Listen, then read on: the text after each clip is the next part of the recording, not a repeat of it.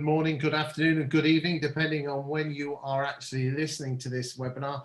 And probably it's one of the last webinars of 2020, a year that we will all look back and see it as a roller coaster of estate agency and other awesome things.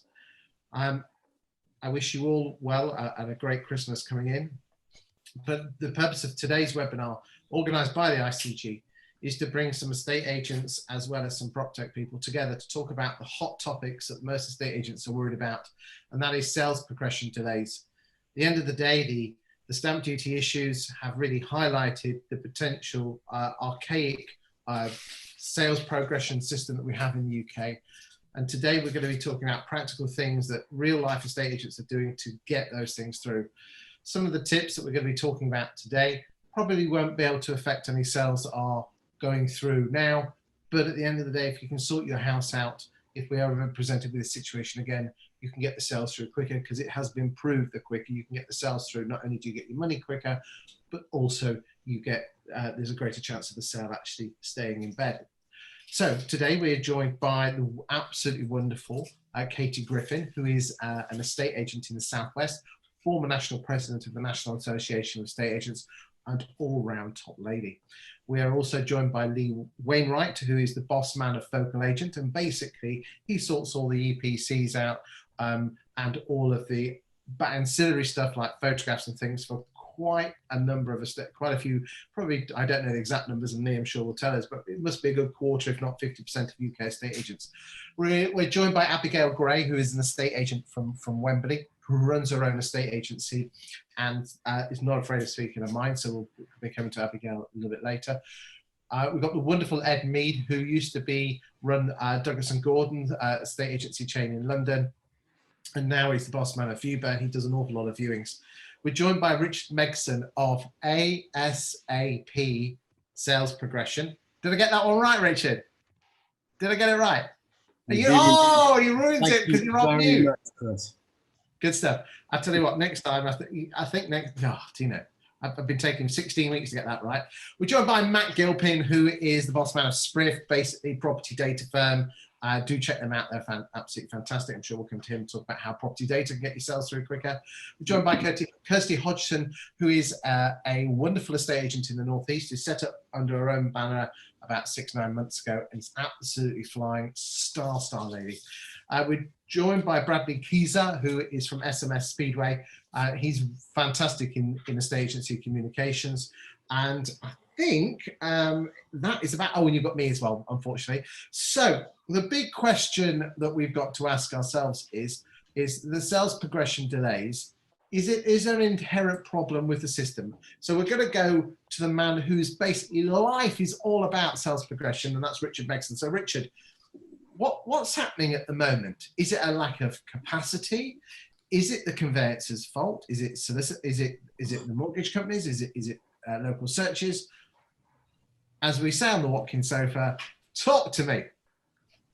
It's all of the above, but it's not necessarily delays with sales progression. It's delays with properties going from sale agreed to exchange. So, I mean, I think in terms of the process at the moment, and I've said this a number of times, so apologies for repeating myself, but there are so many variables and moving parts in a conveyancing transaction, and that all that means that things can go wrong, and they often go wrong, and it can also lead to delays. But I mean, in terms of specifics at the moment, legal capacity is definitely an issue. The volume of work that solicitors are coping with is definitely an issue. There's delays around mortgages and valuations. There's big delays around searches at the moment.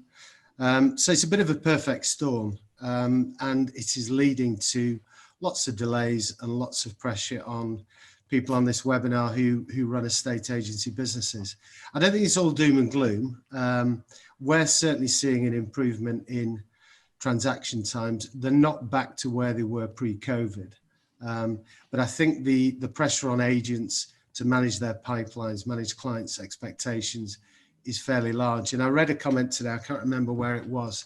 In lockdown 1, I think people were more patient. What we're seeing in lockdown 2 and post-lockdown is far less patience being expressed. And I can understand it, but I do find it a bit disappointing. Okay, let's go to Katie Griffin. Let's talk about this lack of patience. Are you experiencing that? To a degree, yes. I think Richard's put it really eloquently. I think we can all go home now and go and have split pies and mulled wine. I think, well, that'd be lovely, but yeah. I just think people are a lot less tolerant because we're in a very now, I want it done today attitude. And given the fact that we're all digital, people do expect it, buyers and sellers, that they want it now and that they'll be able to download it. And it just doesn't happen like that. And I know that the big buzzword of 2020 has been PropTech on the property side of things. And I think that possibly, and not pointing any fingers or putting any blame, but maybe the solicitors were just a little bit slow to get out of the starting blocks again when we came out of lockdown. And working from home, great advocate of it, but it doesn't work for every industry. And I know the solicitors I've spoken to have found it very hard to work from home and not be physically in the office where they've got all their tools, where they've got their support. And I just think that in order to get the sales through, it's about relationships and communication, as we spoke about last week, and that's really got to be the key to it. And again, dare I say it, managing expectations, because as Richard's indicated, there's so many third parties involved in this transaction that you can't control some of it or all of it. And obviously that's why in the background there's the transformation, the housing group going on to try and change the way that we do transact property. And I think that it will be a positive result. Okay, let's go to Kirsty in the Northeast. Kirsty, talk to me about patience and then following on what Katie said. How are you managing people's expectations? I think a lot of it is not over-promising. So we discussed it last time, educating the buyer and the seller and giving them realistic timescales, but also very much chasing the buyer and seller to do what they need to be doing, because quite often it's not always the conveyancer that's holding things up, it's the buyer and seller, because they just don't understand the process. So they haven't got the paperwork back, they don't realise the urgency of these things. So I'm very much more into pushing and constantly communicating with my buyer and seller and leaving the conveyancer to get on with their job a little bit more. So I contact them if I need to, rather than on a regular. I know a lot of estate agents close to me, they chase every Tuesday and Thursday, and that's just their routine, rather than speaking to my buyer and seller, making sure they're doing what they should be, so they're not holding the process up, because I find that that's a big issue.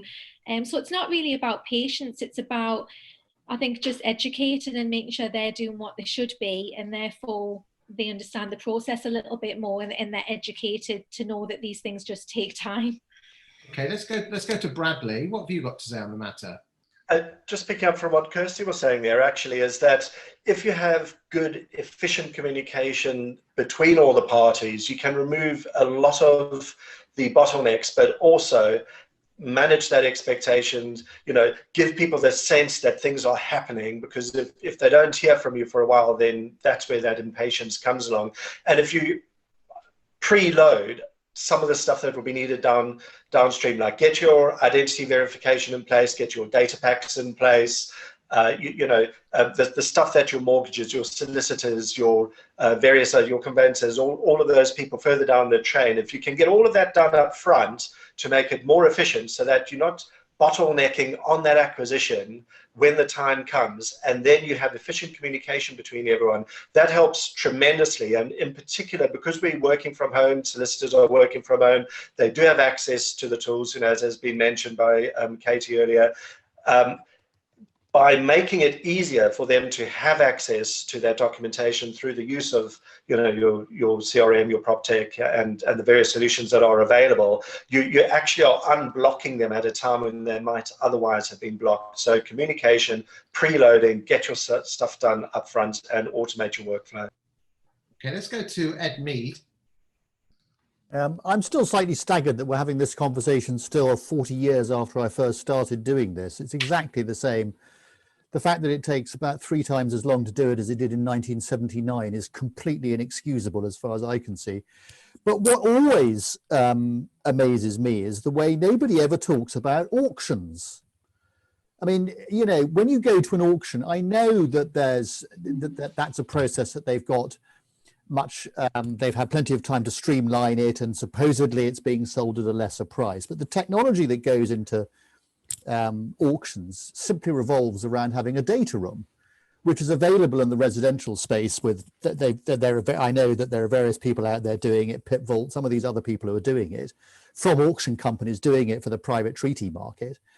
And that all it does, I showed one of these data rooms to someone who does a lot of transactions in the estate agency game, in the property game, and they took one look at this thing and said, and they don't tend to buy stuff at auction, they buy stuff by private treaty, and they said, well, this just immediately sorts 80% of communication, because everyone can go to one place, see it. And I simply don't understand why, whenever we have these discussions, we don't talk about auctions. And I'm sure Richard or someone else will put me right on this, but why don't we? Let's go to Richard. Oh, and in layman's terms and laywoman's terms, I think I know what a data room is. Is that the one with the server in? I'm pulling your leg. Go on, Richard, tell us. Well, Ed's clearly not been on a webinar with Jamie Cook, who extols the virtues of auctions every given opportunity, and he's very amusing, but he also runs a cracking business. I'm not saying, Richard, that we should all do auctions. That's not what I'm saying at all. I'm just saying that the tech that auctions use to enable everybody to go and look at it, put everything in a data room, why isn't that used more widely? Well, I'm having to defend sales progression and now the residential treaty market, but or private treaty. But I agree with Ed. The principle, but we're all talking about this, the principle of providing information up front. We work with quite a few auction houses. We put together the auction packs, and the principle is, there's the information. Do you want it or not? So I'm in complete agreement with that. I'm not trying to. In terms of auctions, agents should be putting that forward as a possible means of selling a property anyway. Interestingly, I've interviewed over the last couple of years a number of estate agents from Australia. And if you roll the clock back to the 1970s, the default setting was private treaty. But a lot of them got together in the big cities and decided that they would augment the market or try and change the market, where they would actually focus on the auction itself. And that is why in Australia, the default setting tends to be auction, because the estate agents got together. And isn't it absolutely fascinating that whilst we all hate the portals, we actually hate our competitors even more. And it fascinates me that there are huge conferences in Australia where you the phrase is, you put your sword down at the door, you go in, you help, you collaborate, and you help each other out. Would that work in the UK? Let's go to Abigail. Do you think we could be more collaborative as agents? I think over the last maybe 18 to 24 months, there has been a lot more collaboration between agents, but not so much between competitors. I'm sure sort of Katie and Kirsty might mention how they may work with people outside of their area. I mean, if you're part of an organisation, you spend some of your time doing your CPD, and you'll meet other agents there. If you look at Facebook, for example, how many estate agency groups are there on Facebook where people are drawing from the experience of their peers? But the key thing for me here is that, for me, none of these people are my competitors that I'm dealing with. Whereas you'd have to ask Katie and Kirsty whether the people that they're collaborating with in these Facebook groups or learning from online, whether they're any of their competitors. For me, they're not. And I don't know how I would feel about working with my competitors. I mean, we actually have a deal going through at the moment where we're doing a split commission deal with a local agent, but those are few and far between for us. We all hate our competitors. I find it fascinating. Let's go to Richard Megson.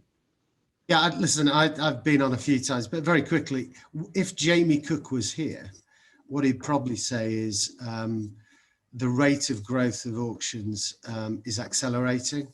So 2 or 3 years ago, auctions, there would be a public perception of what an auction property looked like, but I don't think there's any doubt that that market is growing, and quite quickly. Maybe not as quickly as Ed would like, but it's definitely growing. Okay, let's go to Richard M. And he's asked the question is, why don't more agents instruct lawyers when a house goes on the market and get contract ready, as Ryder Dutton have done?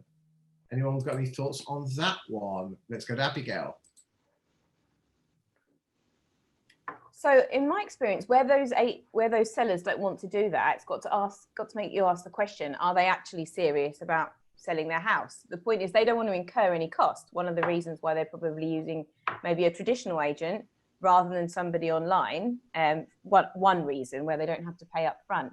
But I think it's definitely something that we as agents should be encouraging in our sellers, that at the point of which you're bringing them to market, you should also be telling them, here's the checklist for all the things you need to do in advance, so that by the time we find a buyer, you're ready to get contracts out, or your solicitor can send out contracts within 24 to 48 hours. That should be the default position. Now, interesting. Let's go to Lee Wainwright. Now, you work for Focal Agent, but again, as I said, you used to be big in the game at Purple Bricks. Now, again, I know you can't talk Purple Bricks, and as I've gone online, I've actually said I'm the Purple Bricks #1 fan. So this is not a Purple Bricks bashing session. I did do that video 5 years ago. Do you think a big agency like that, or a countrywide, could kind of drive the market in that direction, and almost have a default setting that let's get this contract ready when we list? It feels like you might need to get on your own sofa there, Chris, and get some share some stories about what you used to do 5 years ago. Look, I think there's a lot for us to do for our consumers in this space. I think if you ask why moving home is one of the most stressful things that people go through, it's that process between sale agreed and exchange. And I think we all know that it's broken. There's a lot of belief in the work that the Land Registry are doing being transformational in terms of what that might do. I think that's good and bad, because I think the fact that everybody's expecting all the processes to change makes it very hard to invest big chunks of money in new processes. So why would I want to, if I was a Countrywide or a Purple Bricks, why would I want to spend £1 million or £2 million or £3 million developing technology that internally could give me a competitive edge when things are going to change? And that does mean that I think at the moment agents are looking for angles. I think auction is a great one. I think for me, the way that I think about it, signposting at sale agreed, super important, building great relationships, and then leveraging the buyer and seller, as Abigail said. Actually, I'd much rather get the buyer to phone a solicitor and make it difficult for the solicitor to say, no, I'm not doing that, than I would as an agent. So I think that's super helpful. But yeah, I think. I mean, here's a question, and please, everyone put their hands up if they is will the solicitor more likely listen to the vendor and the purchaser or the agent? Because interestingly, we use the phrase chasing versus progression. That's unique to the stage and saying where's the sale as opposed to let's progress it. So first, let's go to Ed Mead. Let me take that, Chris. Yeah, go for it, babes. Go for it. So look, if it's asking the solicitor where the sale is, that's really weak in my view.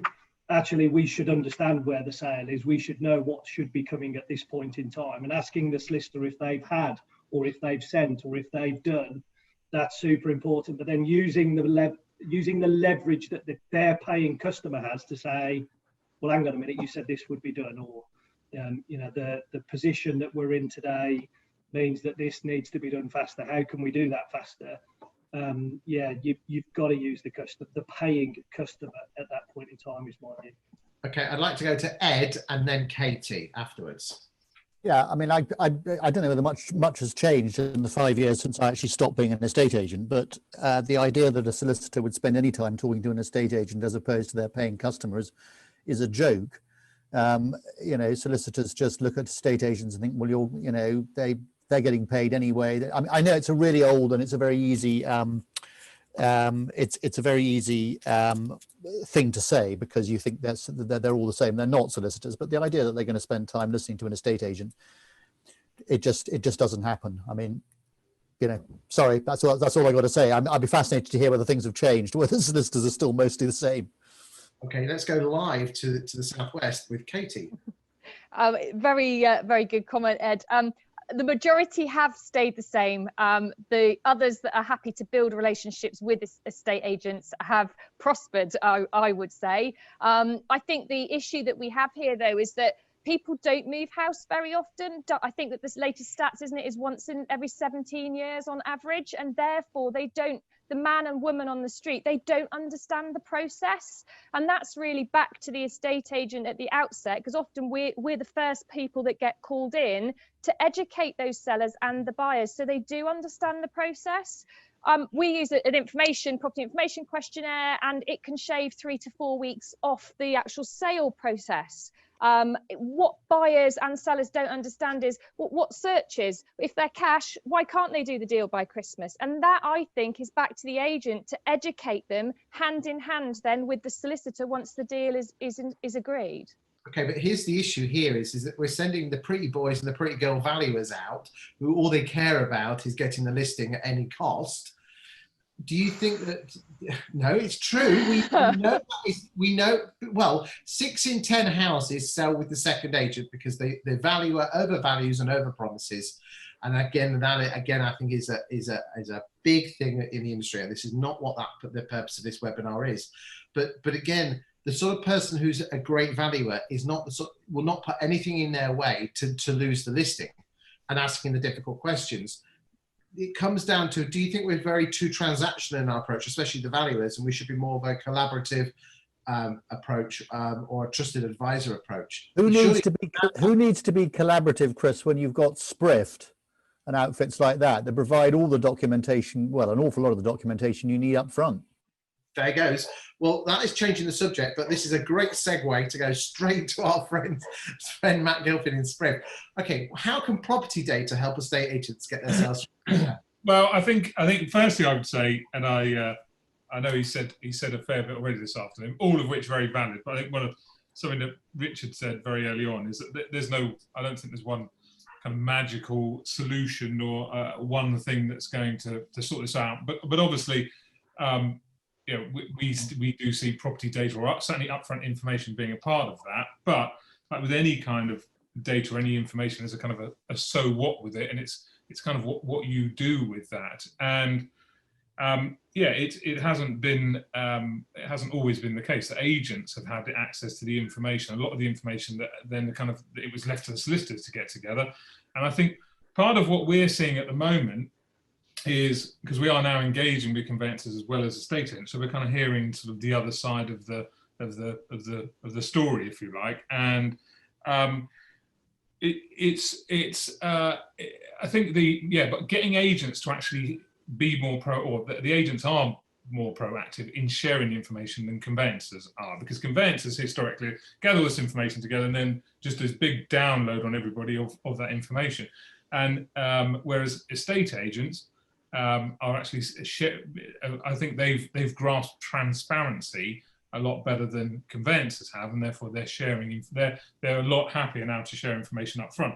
As an example, an agent that shared around something that we produce that has just showing up front that there's the property and there's the title plan, and that's kind of Mr. Vendor, that's what you're selling to Mr. Mrs. Buyer. And the vendor says straight away, actually, no, it's it's a nice, pretty picture, but that's not what I'm selling. A couple of years ago, I sold off a bit of that, and that just hasn't been updated at Land Registry. Now, both conveyancers turn around and say, well, actually, that could have saved us, 10 weeks later on down the line of trying to unpick all of that and then knowing that. But from what we can tell historically, that information then hasn't been shared. Hasn't been shared by agents, but hasn't been put in front of buyer and seller up front. Therefore, it only gets kind of found out later on down the line. So, yeah, obviously, upfront information and the right data in the right place isn't the only solution for this, but clearly as it's part to play. Okay, so we've had some more questions come in. So let's a couple of questions have come in on searches.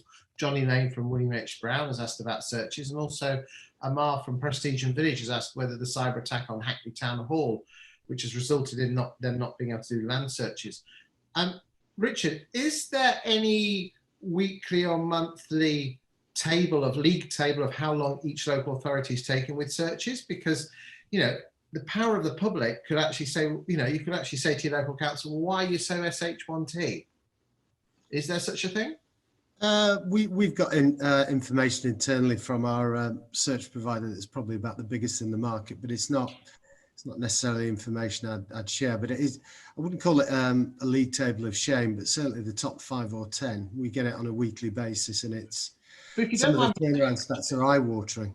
If you don't mind me saying, Richard, the power of UK estate agents to get that information out to name and shame could be quite powerful. I know it's not going to do anything in the short term, but it certainly could say that if let's just say Hackney or Barnet or wherever is basically at the top of this league of shame, it might get people out to start asking questions because there's nowhere to hide. I don't know. Yeah, that's a good point. I mean, the agents that we talk with, we make them very aware of the turnaround times in their local council area.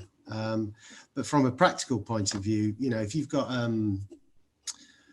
a council that's turning them around in 2 to 3 months, what can you practically do? Well, you can order the searches earlier. But I mean, the other thing to consider, and I'm straying away a wee bit, but cash buy, that's not necessarily relevant, but things like late search insurance are certainly worth considering. Not all lenders will consider or will accept late search insurance, and I don't think. What is late search insurance? Talk to me. I'm excited about this.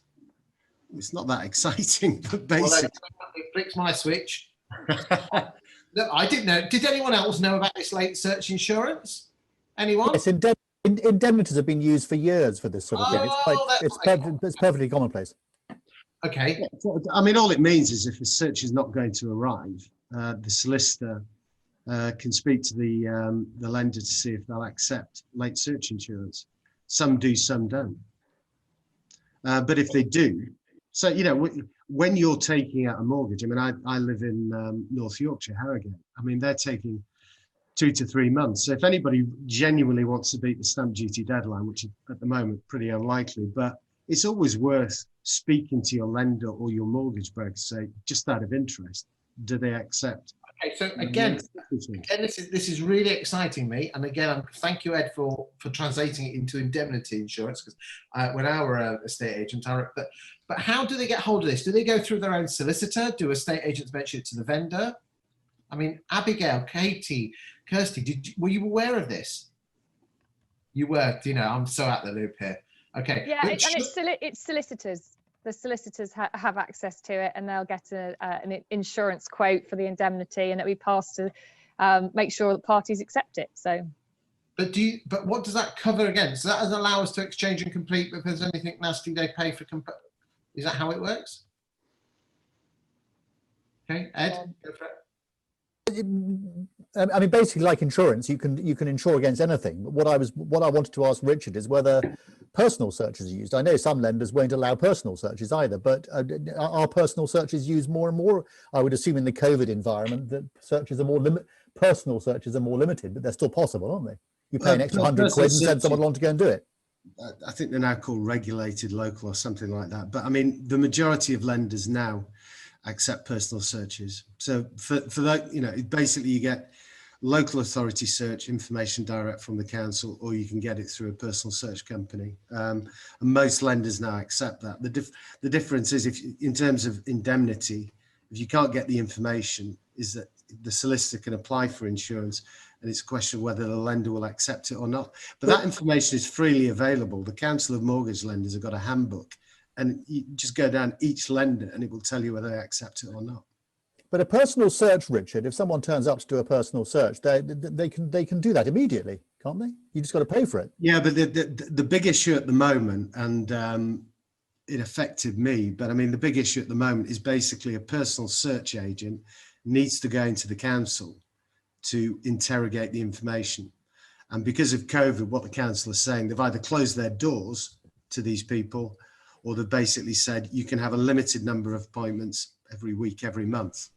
So if you're talking about a big estate agent in a town, their search agent won't actually be able to get in to process enough searches, hence the massive delays. But if you think about it, if there's a limited amount of slots, they need to start booking them up now and not on the 23rd of March. Yeah, I mean, get searches ordered straight away. But I mean, obviously, for most people, you've got the issue of, I'm going to have to pay £300-400 on account for the solicitors to order them. Fantastic. You want to move? Okay. moving forward, okay, let's assume that what happens with regard to the stamp duty. In the last 5 minutes, what are we going to do to ensure that we that we can mitigate these things going forward? When we were all in the green room before, we talked about building relationships. I tell you, this green room's brilliant. We just switch on Zoom for 10 minutes before and have a natter. Abigail, you've even got the mobile number of your solicitors, haven't you? What's the advantage of that? No, I don't. That was the problem. We're saying Katie has. Katie's spent all lockdown nurturing all these solicitor relationships, which I was busy doing other stuff, but that's definitely what I'm going to be doing in the new year. Building relationships with local solicitors that actually have a can-do attitude and want to get things done and put deals together. Good stuff. Good. So Katie, anything, let's go around the room, and let's have 5 minutes because we're due to finish at 1:30, and that was 2 minutes ago. So we'll go around the room and everyone give their top 1 or 2 tips on what needs to change or what agents can do to do things better. So we'll start with the wonderful Katie Griffin. Well, it's nice to know that solicitors don't just exchange and complete on Fridays now. And I've had some go through on a Sunday. And I've got exchanges or completions due to happen between Christmas and New Year, which I have never had in my 30-year career. So it's nice to know that. You started as a teenager, Katie. Your flattery will get you everywhere, Chris. So it's nice to know that we're kind of, as I think someone said before, we're all in this together. We're all working really hard to hit that kind of like deadline, which is out there on the horizon. But the market was busy before the stamp duty holiday kicked in when we came out in the middle of May, and the stamp duty holiday didn't come in until July. And despite us, and I think it's been talked about as being a cliff edge, I don't believe, my personal opinion, that we are just literally going to fall off a cliff edge. There is always a reason why people need to move house. And I think that coming out of Christmas, and we're all kind of really in it because we're not going to see our families depending on which tier we're in. We're all working really, really hard. We could all do with a break, and none of us can go away. In fact, we can't leave the country, we can't leave our county, we can't leave our tier.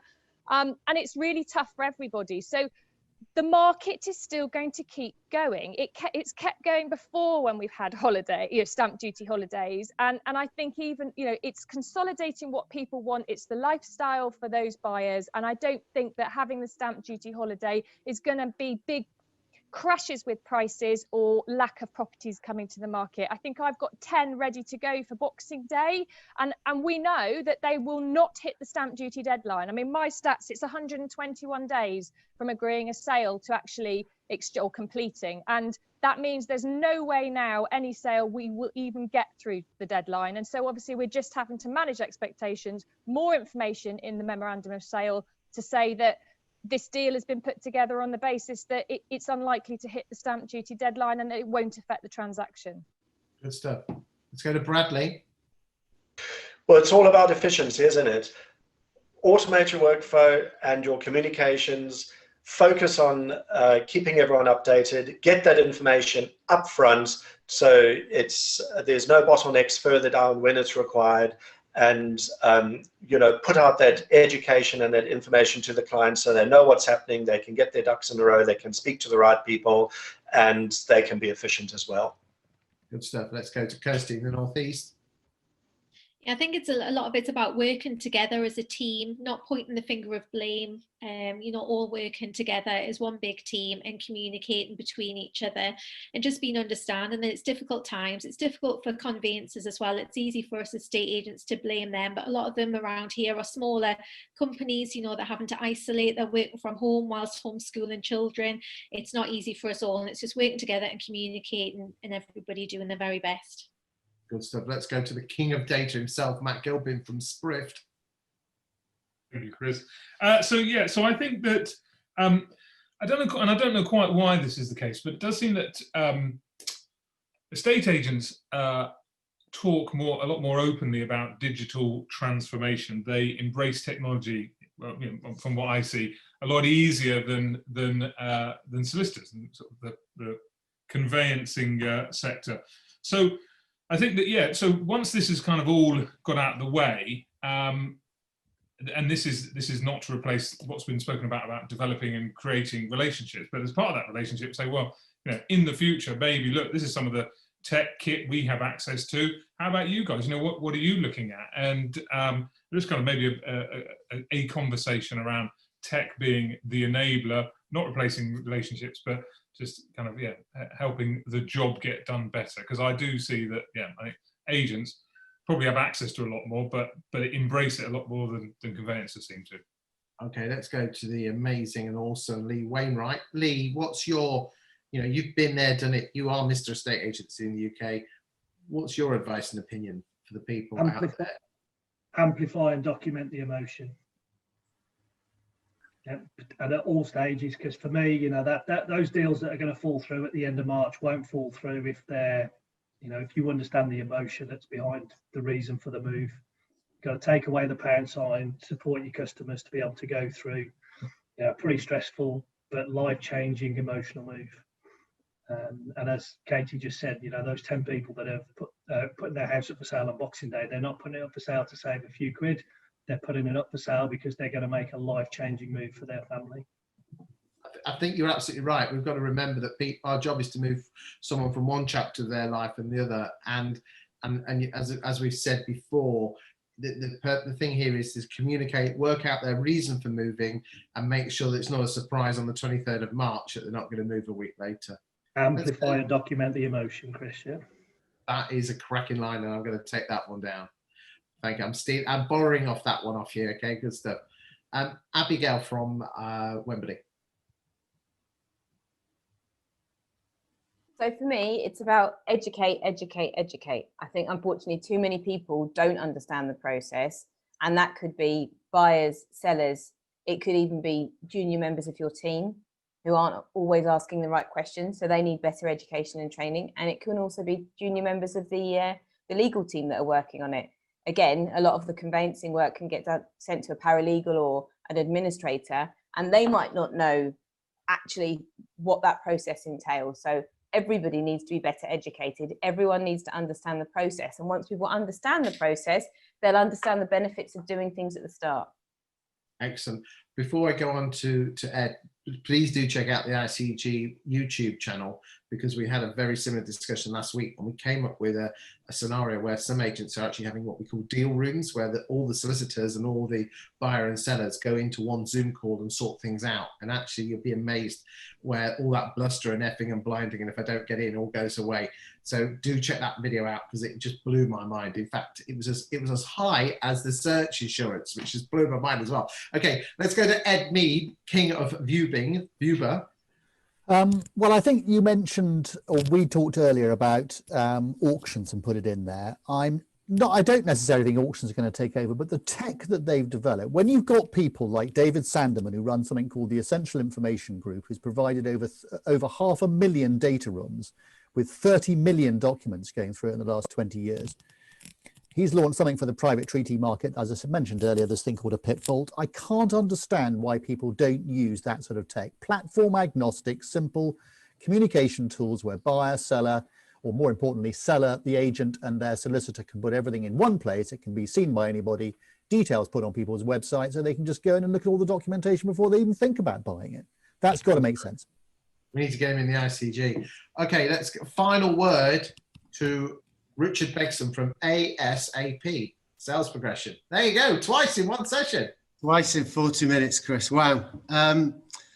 Definitely manage expectations, definitely educate. But Katie makes a really good point. I mean, the reality is, and an agent needs to be confident enough to say to a client who's putting a property on the market or looking to buy, if you're doing it now, it's not going to happen before the 31st.